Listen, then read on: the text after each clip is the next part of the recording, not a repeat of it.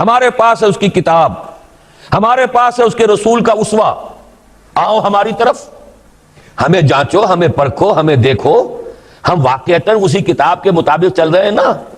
دیکھ لو ہم جو کہتے ہیں وہی کرتے ہیں نا. وہی بات تو نہیں ہے کہ لما تقولون ما لا تفعلون کبر مقتا عند اللہ ان تقولوا ما لا تفعلون. آؤ دیکھو ہم نے اس کتاب کے مطابق، اللہ کی ہدایت کے مطابق کیسا اچھا معاشرہ بنایا ہے، کیسا انصاف ہے، کیسا امن ہے، کیسا بھائی چارہ ہے، کیسی اخوت ہے. آؤ دیکھو ہمارے ہاں تقسیم دولت کا نظام کتنا صحیح ہے. ایسا نہیں ہے کہ کوئی جو ہے اسے دولت کی بدہضمی ہو رہی ہو اور کوئی وہ ہے کہ جو بھوکا مر رہا ہو. ایسا نہیں ہے. دیکھو ہمارے ہاں انسانی شرافت، انسانی عزت، انسانی پریسٹیج اور انسان کی حقوق بہتر سے بہتر شکل میں موجود ہیں. حریت ہے، آزادی اظہار رائے ہے، سب کچھ ہے. یہ کام اگر وہ امت کرے تو اس سے زیادہ خوش نصیب کوئی نہیں. پھر دنیا میں اس کو غلبہ ہوگا، دنیا کی خلافت اس کو دی جائے گی، دنیا کی امامت اس کو دی جائے گی، دنیا کی قیادت اس کو دی جائے گی. جیسے کبھی اقبال نے کہا تھا کہ سبق پھر پڑھ شجاعت کا، عدالت کا، صداقت کا، لیا جائے گا تجھ سے کام دنیا کی امامت کا. لیکن پھر وہی سبق پڑھنا پڑے گا جو صحابہ کرام نے پڑھا تھا.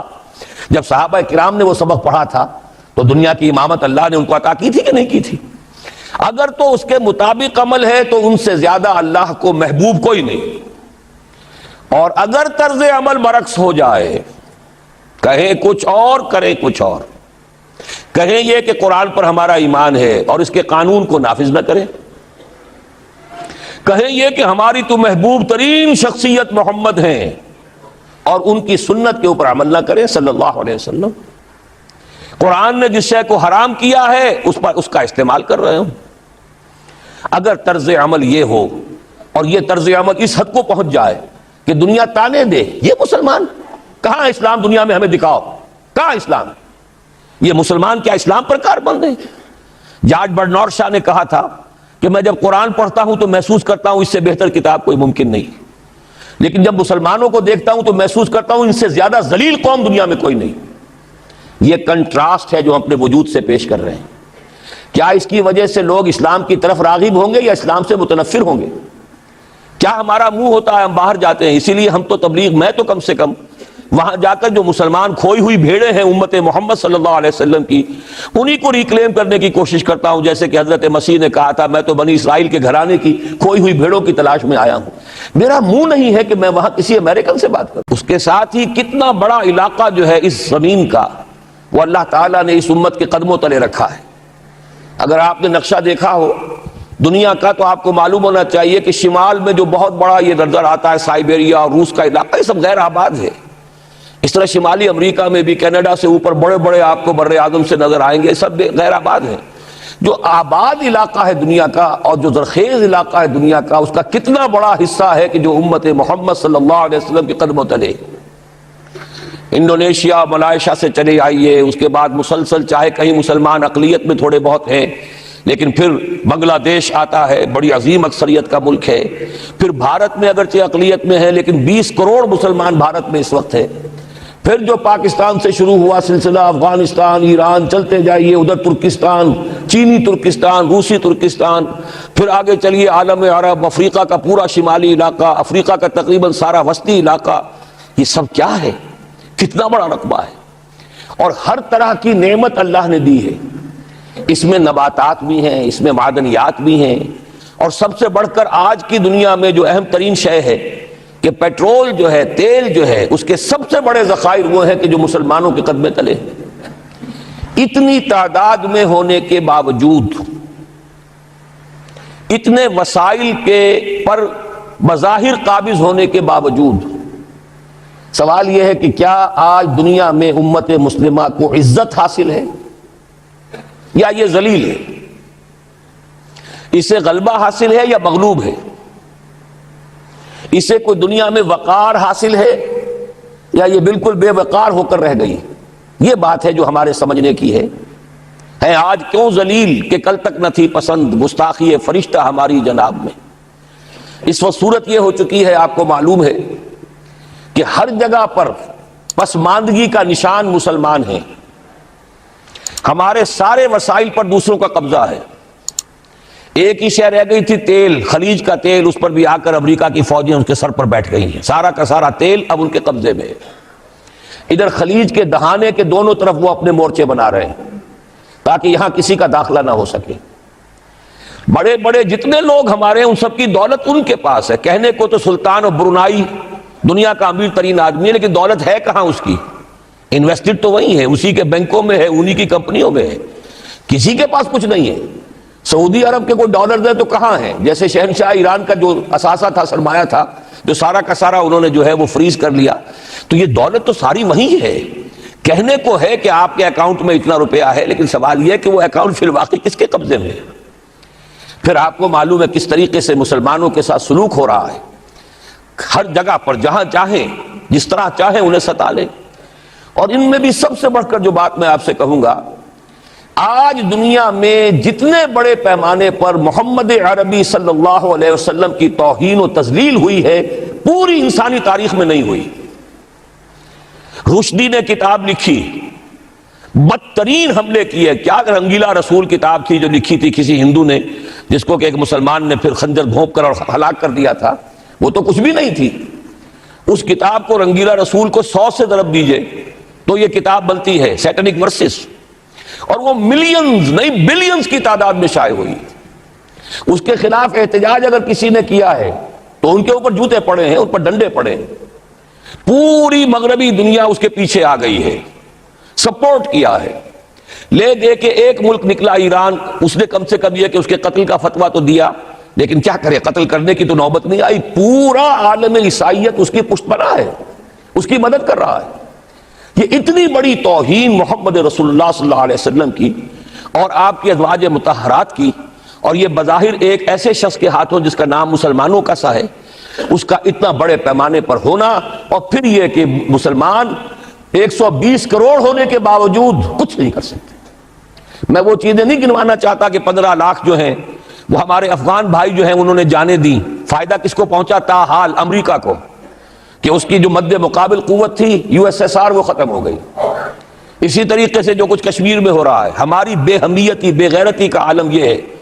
ہم کچھ اندر خانے تھوڑی بہت کو مدد کر کے سمجھتے ہیں کہ ہم نے فرض ادا کر دیا، جبکہ فرض تو یہ ہونا چاہیے تھا کہ ہم براہ راست اعلان کرتے اور انڈیا کو الٹیمیٹم دیتے کہ سٹاپ دس بزنس، یا یہ کہ پھر ہم سے جنگ ہے. جنگ کا نتیجہ تو پھر اللہ جس کو چاہے دے گا. اگر انسان اللہ تعالیٰ پر اعتماد رکھتا ہو، توکل رکھتا ہو، اپنے موقف کی حقانیت پر بھی اسے یقین ہو، تو کم من فیۃ قلیلۃ غلبت فیۃ کثیرۃ. تاریخ میں ہمیشہ ہوتا آیا ہے کہ چھوٹی قوتیں جو ہیں ان کو غلبہ اللہ نے عطا کیا ہے بڑی قوتوں پر. لیکن بے غیرتی کا عالم یہ ہے، بے حمیتی کا عالم یہ ہے. زبانی کلامی ہم سے بڑا ہمدرد کوئی نہیں مسلمانان کشمیر کا. جس لیڈر کو دیکھو بڑھ چڑھ کر بیان دے گا، لیکن عملاً ہم کیا کر رہے ہیں؟ یہ ساری صورتحال جو میں نے آپ کو بتائی ہے، ویسے تو اب یہ کہ اگر اس میں ایک خاکہ سا میں نے آپ کے سامنے رکھا ہے، اس میں رنگ بھروں تو ظاہر ہے کہ یہ پورا گھنٹہ اسی میں لگ جائے گا. لیکن جو اس کا اصل لب لباب ہے وہ یہ ہے کہ ہم اپنی جگہ بڑے خوش ہیں کہ ہم امت مرحوم ہیں. ہم تو امت محمد ہیں صلی اللہ علیہ وسلم. ہم تو اللہ کے پیارے ہیں، ہم اللہ کے لاڈلے ہیں. ہمیں اللہ کی شفاعت، ہمیں اللہ کے رسول کی شفاعت بھی ملے گی. جنت تو گویا کہ ہمارا پیدائشی مقام ہے. یہ سارے جو بھی ہمارے ذہنوں کے اندر ہیں خیالات، اور یہ جو ہمارے من گھڑت عقائد ہیں، آپ سوچئے کہ جب ہم جو آبجیکٹیو کنڈیشنز ہیں، گیون کنڈیشنز ہیں، جو سامنے کے حالات ہیں، ان سے جب تقابل کرتے تو معاملہ بہت مختلف ہے. یہ کیوں ہے؟ اصل میں سوال جب تک آپ اپنے سامنے نہیں رکھیں گے اس کا جواب جو ہے، اب اس پر غور کیجئے کیوں ہے. کیا اللہ تعالیٰ کو محمد الرسول اللہ کی عزت و حرمت پیاری نہیں ہے؟ کیا محمد الرسول اللہ اللہ کے پیارے نہیں ہیں، حبیب رب العالمین نہیں ہے؟ کیا اللہ تعالیٰ کو کفار سے زیادہ محبت ہے؟ کیا وجہ ہے؟ رحمتیں ہیں تیری اغیار کے کاشانوں پر، اور برف گرتی ہے تو بیچارے مسلمانوں پر. سائنس میں وہ آگے ہیں، مالیات پر ان کا شکنجہ کسا ہوا ہے پوری دنیا پر. تہذیب ان کی ہے، تمدن ان کا ہے، ہم تو ان کے کیمپ فالوورز ہیں، نقش قدم پر چل رہے ہیں. ہم تو ان کی صرف یہ کہ نقالی کر رہے ہیں. تو سوچئے وجہ کیا ہے؟ کیا اللہ کو کفر زیادہ پسند ہے اسلام سے؟ کیا اللہ کو محمد الرسول اللہ صلی اللہ علیہ وسلم کی عزت و حرمت کا کوئی خیال نہیں؟ سوچنے کی بات ہے. ظاہر بات ہے کہ ان سوالات کا جواب تو ہاں میں آپ نہیں دے سکتے. یقیناً ایسا نہیں ہے. بہرحال وہ کافر ہیں، وہ اللہ کو نہیں مانتے، اللہ کے رسول کو نہیں مانتے. چلیے اللہ کو کسی نام سے مان لیا، گاڈ کہہ دیا، لیکن اللہ کے رسول کو تو نہیں مانتے. ایمان کا سارا دار و مدار تو رسالت پر ہے. اللہ کے اس کلام کو تو نہیں مانتے، اور اس کے باوجود ان کے لیے عزت ہے. رحمتیں ہیں تیری اغیار کے کاشانوں پر، برف گرتی ہے تو بیچارے مسلمانوں پر. یہ ایک لمحہ فکریہ ہے، یہ سوچنے کی بات ہے کہ ایسا کیوں ہے. اس کا جو جواب میں آپ کو دوں گا وہ ذرا سا کڑوا جواب ہے. نوارا تلخ ترمیزن چو ذوق نغمہ کمیابی. بات کہنی پڑتی ہے، جب تک کہ کڑوی بات کہی نہ جائے، حقائق کو دیکھنے کی جرت پیدا نہ کی جائے، مواجہہ نہ کیا جائے، فیکٹس کو فیس نہ کیا جائے، اس وقت تک بات صحیح نہیں ہوگی، اور نہ ہم صحیح تشخیص کر سکیں گے، نہ صحیح تجویز کی طرف ہمارا ذہن منتقل ہوگا. میں بہت سخت بات کہہ رہا ہوں. آج آسمان کے نیچے اس زمین پر عذاب الہی میں گرفتار امت مسلمہ ہے. بالفعل آج ہم امت مرحومہ نہیں ہیں، رحمت والی امت نہیں ہے، امت معذبہ ہیں. آج ہم پر اللہ کا عذاب ہے. وہ کیوں ہے؟ دیکھیے، اللہ کا قانون یہ ہے، اور یہ اللہ کی سنت ہے. میں نے اپنی ایک کتاب میں اس پر مفصل بہت مضمون لکھا ہے. قرآن کا قانون عذاب. ایک عذاب تو آیا کرتا تھا ان قوموں پر جن کی طرف اللہ رسول بھیجتا تھا. انا ارسلنا نوحا الی قومہ. اگر رسول کی بات مان لی تو قوم کے لیے بہت خوشحالی ہے، مبارکباد ہے، اللہ کی رحمتوں کے سائے ہیں.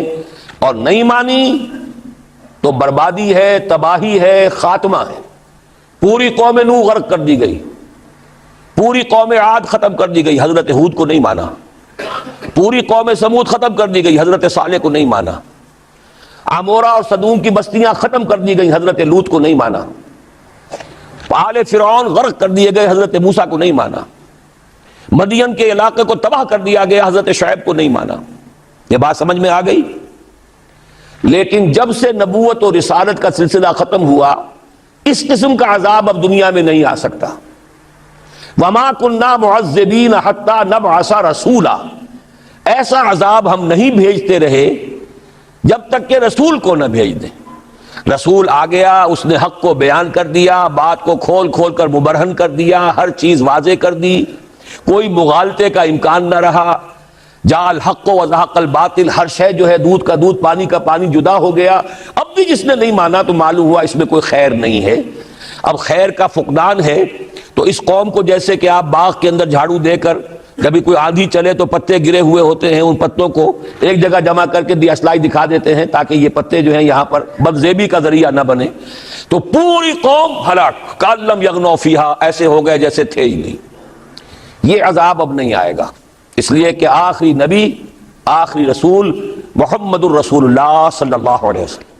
اب آج جو عذاب آتا ہے، دیکھیے کافروں کے لیے عذاب اصل میں آخرت میں ہے. دار العذاب، دار الجزا، وہ تو آخرت ہے، یہ تو دار الامتحان ہے. اب جو عذاب آتا ہے وہ اس قوم پر جو ہو تو حامل کتاب الہی، شریعت خداوندی کی کسٹوڈین، اللہ کے رسول کی نام لیوا، اس کے ساتھ عشق کا دعویٰ کرنے والی، عمل اس کے برعکس ہو. حالانکہ اللہ نے اگر اسے وہ مقام دیا، اللہ نے اس کی طرف رسول بھیجا اور اسے رسول کے امتی بننے کا شرف عطا کیا، اسے اپنا کلام دیا، کتاب دی، اسے اپنی شریعت دی، تو کس لیے دی؟ تاکہ اس پر خود بھی عمل کریں، اسے دوسروں تک بھی پہنچائیں. وہ گویا کہ اس روئے ارضی پر وہ امت، وہ قوم اللہ کی نمائندہ قوم ہوتی ہے، ریپرزنٹیٹو ہوتی ہے. اے انسانوں، ہمارے پاس ہے تمہارے خالق اور مالک اور پروردگار کا قانون، ہمارے پاس ہے اس کی ہدایت. وہ یہ کہے گا تم اپنا گھر تو سنوارو، فزیشین ہیل تھائی سیلف. تم ایک چھوٹا سا ملک نہیں چلا سکتے، تم نے اس کا بیڑا غرق کر کے رکھ دیا ہے. تم نے اسے کورٹ آف وارڈ بنوا دیا ہے IMF کا. ہاں، یہاں تو گھڑی گھڑی جو ہے قرقمین آتے ہیں IMF کے اور ورلڈ بینک کے قرقی کرنے کے لیے. ہر روز ایک نئی قرقی ہو رہی ہے، ہر روز جو ہے آج پھر گاڑیوں کا کرایہ بڑھ رہا ہے، بجلی کا کرایہ قرقی ہو رہی ہے. عوام کے اندر جو بھی رہا رہ گیا اسے بھی چوسنے کا اور کشید کرنے کے لیے. ایک حکومت کو گرا دو، وہ تو بدنام کر دی گئی، دوسری حکومت لے آؤ، اس کے ہاتھوں کچھ کام کروا لو، وہ بدنام ہو جائیں گے تو ان کو بھی ہٹا دینا. ان کا کیا کھیل ہے؟ یہ کھیل کھیلتے رہیں گے اور اس میں یہ ہے کہ اپنی قرقیاں کرتے چلے جاؤ. یہ حال اب کیا میرا منہ ہے کہ میں جا کر وہاں بات کروں؟ تم اپنے گھر کو دیکھو، تم اپنے ملک کو دیکھو. ایک وہ ہے جنہیں تصویر بنا آتی ہے، ایک تم ہو کہ لیا اپنی بھی صورت کو بگاڑ. ایک ہی ساتھ تم آزاد ہوئے تھے، ہندو بھی تھے کہ نہیں تھے؟ انہوں نے اس ملک کو بنایا ہے، اپنی معیشت کو، اپنی اکانومی کو اپنی بنیادوں پر، اپنے پاؤں پر، اپنے پیروں پر کھڑا کیا ہے. آج جو ہے وہ ایک منی سپر پاور بن چکا ہے، اور وہ کہ ڈرتا تھا پاکستان دو طرف سے ہمیں جو ہے قابو میں کر لے گا. پہلے تقریباً 20 برس جو ہیں ہندوستان کے، بھارت کے کانپتے ہوئے گزرے ہیں پاکستان سے. اب 30 برس سے جو صورتحال ہے وہ آپ کو معلوم ہے. تو صورت یہ ہے کہ جب کوئی قوم جو امت مسلمہ ہو یہ طرز عمل اختیار کرتی ہے تو عذاب اس پر آتا ہے. بڑی کڑوی بات ہے. آج عذاب کفار پر نہیں آ رہا، وہ تو اللہ تعالیٰ ان سے آخرت میں نمٹ لے گا، اور آخرت تو ہے ہمیشہ کی، بڑا سو عذاب تو وہیں کا ہے. وَلَعَذَابُ الْآخِرَةِ. ڈاکٹر اسرار احمد کے ویڈیو دیکھنے کے لیے ہمارے چینل کو سبسکرائب کریں.